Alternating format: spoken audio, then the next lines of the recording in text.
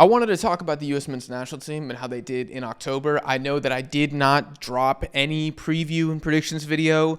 It's not because I hate the United States. I'm not Benedict Arnold reincarnated. I was just too busy, and I do apologize. Next window with the upcoming games against Paraguay and Uruguay, I'm definitely dropping a preview video, and I'll probably have some other U.S. men's national team related pieces of content dropping on the channel in between then. So if you guys want to see that, potential future live streams of U.S. games, make sure you subscribe. And if you guys could also smash the like button, that would be much appreciated. I only have a couple notes here. I had to record both games and watch them back, but overall, I would say that was a pretty good window for the U.S. men's national team. I'm going to ask y'all now, is anybody upset? Let's start there. Is anybody mad right now? Did anybody see the victory against Australia and the draw against Ecuador, where the U.S. really should have won, and said, that's it, Poch out? I've seen enough. Was this the final straw for anyone?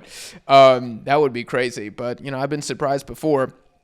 I think if you look at the games overall, just a couple stats for a second, outshot both of their opponents 22-17 across these two games. More big chances created. I believe it was 5-1 in favor of the U.S. men's national team. More possession in both games, more fluid counterattacking in both games, more shots on target, more chances created. I don't really know if there's too much to complain about. Now, there's a couple things that are still to be determined, a couple things that could turn into negatives in the future, but I think after these two games, you kind of have to say that the U.S. men's national team is gaining a bit of momentum. I mean, this is the best U.S. men's national team window in terms of performance, maybe not results, but in terms of performance since Pochettino's first ever window in the Nations League doubleheader against Jamaica? That feels like forever ago. I think I just moved to Argentina when that happened. I remember because I had to record the video in the kitchen of an old Airbnb. It's been a while, and you have to be a little bit excited. Now, maybe people feel like they've been burnt too many times by Pochettino and U.S. soccer and the MLS quota and all the other corruption scandals happening with the national team or whatever people want to complain about,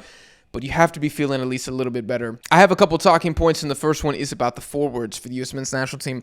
Balogun and Haji Wright, both of them looked very good in this window. Both of them were responsible for all 3 goals scored in this window, and both of them continue to have very impressive goal-scoring records with the U.S. men's national team all time. Haji Wright has 7 goals in 19 matches. Balogun has 11 GA in 21 games. So a GA, or I should say half of a goal involvement per game with the U.S. men's national team. Kind of makes you think and wonder what Balogun's going to look like when it's all said and done. I feel like he's locked up the starting 9 position. There was a bit of a Ricardo Pepi resistance, you could say. There's some guys holding out in the corner, and they're like, Ricardo Pepi, he's clear. I don't want to hear about Bala fraud or anything like that. But I think the rest of us have seen the light, if you hadn't already seen the light previously, that Balogun is the most dangerous of the U.S. Nines. Haji Wright, I just kind of wonder what happens if he gets more opportunities. Like, the guy he's already 28 years old, I think, and he doesn't have, I just read you, 19 caps. He doesn't even have 20 caps. So again, what could have happened if he got more opportunity as a young player? Maybe it's not fair to think like that because maybe he wasn't good enough to be part of the U.S. when he was 23, 24, playing abroad in Turkey or the other, kind of obscure clubs, obscure leagues that he was a part of. But it is what it is. I think for Ricardo Pepi, you have to call him a loser then. If I'm calling Balogun and Haji Wright winners, you have to call Ricardo Pepi, Ajimong, and Josh Sargent. I don't even know if he's part of the team anymore. They are losers because it really feels like the depth chart is starting to get cemented. I mean, is Ricardo Pepi even second now? I do rate Pepi. I like Pepi. But Haji Wright gives you something different. Balogun certainly is the most complete of the 9s. It's not looking good in terms of starting minutes for Ricardo Pepi. And, the injuries don't help, and his lack of availability doesn't help. I'm not trying to drag him or say he's bad or anything like that, but the other guys are taking advantage of these opportunities. Another talking point that I want to speak on is the defense. And this is not necessarily a negative, but it is something to watch because I do think the defense was a bit shaky. There were a couple mistakes. I mean, there was a mistake in both games, basically, that led to Australia and Ecuador's goal. I feel like Australia's Jordy Boss solo run was probably worse than the Ecuador goal. You guys can disagree if you want. My point, though, is that it looked a bit shaky, and I don't think they were tested that much. And let me explain for a second, okay? Looking at this window before it started, everybody would have said what? The United States is going up against two defensive juggernauts. Not defensively pretty good, not defensively mid, not defensively good every other game. No, we're talking about Ecuador, the best defense in the world, if you ask me. They have the best defense in the world. If not personnel, it's a combination. And not just personnel, it's a combination of personnel and tactics. And Australia, who I would have as probably the third best defense in the world, top 5 at worst. People will scoff at that. You don't know Asian ball. Educate yourself, okay? I digress. You would have looked at this and said, man, the United States can get 2 goals in this window. I mean, these are teams that don't give up goals very often. And you put a 2-piece past Australia, and you scored against Ecuador. And if not for Galindez making some crazy saves, I think he had 5 total in the game, U.S. is winning that game. U.S. was this close to walking out with 2-1 victories in this window, possibly even more. You have to take that as a win.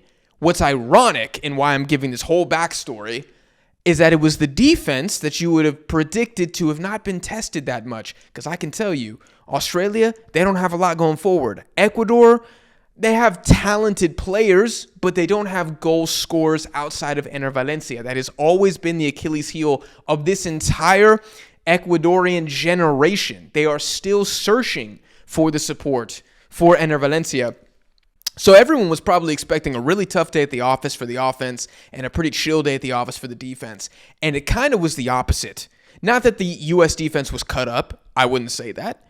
But I do think they looked vulnerable. Whether that's due to personnel, low chemistry, that can be discussed. But I'm really wondering what this looks like against the next good attack that the United States goes up against. Because the last 3 opponents, for me, do not qualify. That version of Japan, that front 3 of Japan of Ogawa, Junya Ito, and Yuito Suzuki, had never played before. That is the backups. Junya Ito might be a borderline starter, but those are the backups for Japan. In the Ecuador game, you have Ener Valencia, and you had Preciado and John Yaboa playing out of position. Why? Ask Becasese. I'll talk about Ecuador in another video. Hit subscribe. And then Australia, who are already defensively dead, play D'Agostino as a lone striker up top for God knows why. I still don't know. I got to text Tony Popovich, the manager, and be like, what were you thinking, bro? And I think we saw when Nestor Iracunda came in the game that immediately Australia looked more dangerous. D'Agostino starting for Australia is a total howler. It almost was as much of a howler as Pochettino starting Roldan, and then Roldan had 2 assists, although he was responsible for the goal too, so I guess he had 3 assists in this game. I digress. The last good, solid, in-form attack that the United States went up against was the Korea game, and we know how that went. And I think it could have been more. I think Korea really took their foot off the gas in the second half. In the next window, we're not going to see a ton of that in the Paraguay game.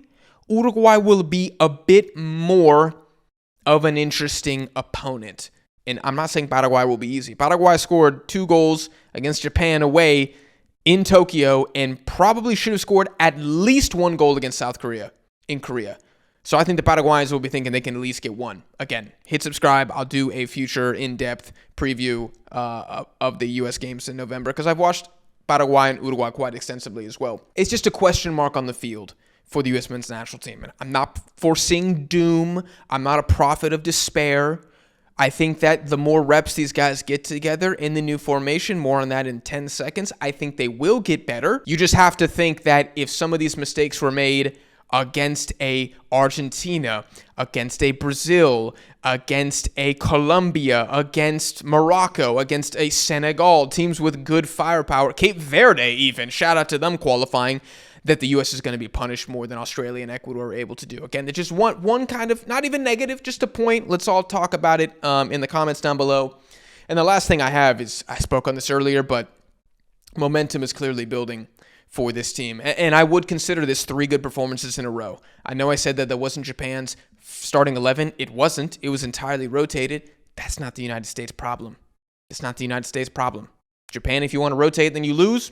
You can only blame yourself. And the U.S., regardless of context, looked good in that game. Ecuador were missing Moises Caicedo. They were missing Pierre Ngampie. But they were the better side regardless of context. The performance warranted a U.S. men's national team victory. It's not the United States' fault that Moises Caicedo was injured. And in the Australia game, it is once again a pretty good performance. I do not think any Australians feel robbed. If you guys feel robbed, let me know in the comments. I guess the second goal was pretty embarrassing from Cameron Burgess in Australia. They cannot be allowing things to happen. They're typically better than that, but they weren't. And so the United States was able to complete the comeback. I believe that was the second goal off the, not the throw-in, but the fast free kick. So this is 270 minutes of good football. When was the last time the United States had 270 minutes of good football? I mean, are we going back to Jurgen Klinsmann 2015? I really don't know. It's been a minute, and American fans have to be feeling good about that. And I wonder if part of the improvement in the performances is shifting to this back three. I don't think it was a back three against Japan. I don't think it was, but correct me. I think it was just a back three in this window. I could be wrong about that.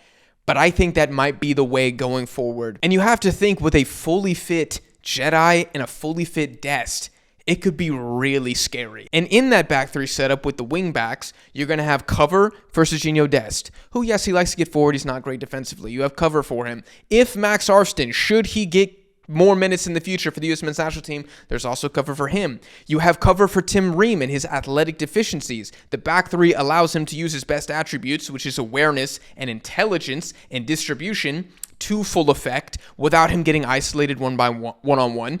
And it optimizes for the best center back in the pool, maybe the best center back in CONCACAF, in Chris Richards, who is very familiar playing this way for Crystal Palace. It's a win-win-win-win. And so I think if Poch switches back to the back four for Paraguay, that would be an eyebrow raiser. I think you have to test this formation against two more very good national teams in the next window and then see what happens. And those are all my thoughts, guys. Again, congratulations to the U.S. men's national team taking one step forward, maybe even two steps forward this window with some really, really good results. Again, my apologies. My bad. I did want to drop a video. I just didn't have time. But you guys will be top of my priority list. I'm going to make it up to y'all. If you guys enjoyed this video, again, subscribe. And if you'd like to support the channel in other ways, you can subscribe to the Patreon, where I'm going to be posting more exclusive content. If you have any specific video requests you would like to see me make, I can post them on there. The link should be in the description of this video. Smash the like button if you enjoyed. Let me know anything I forgot to say down below in the comments. I appreciate you guys for watching, and I'll see y'all in the next one.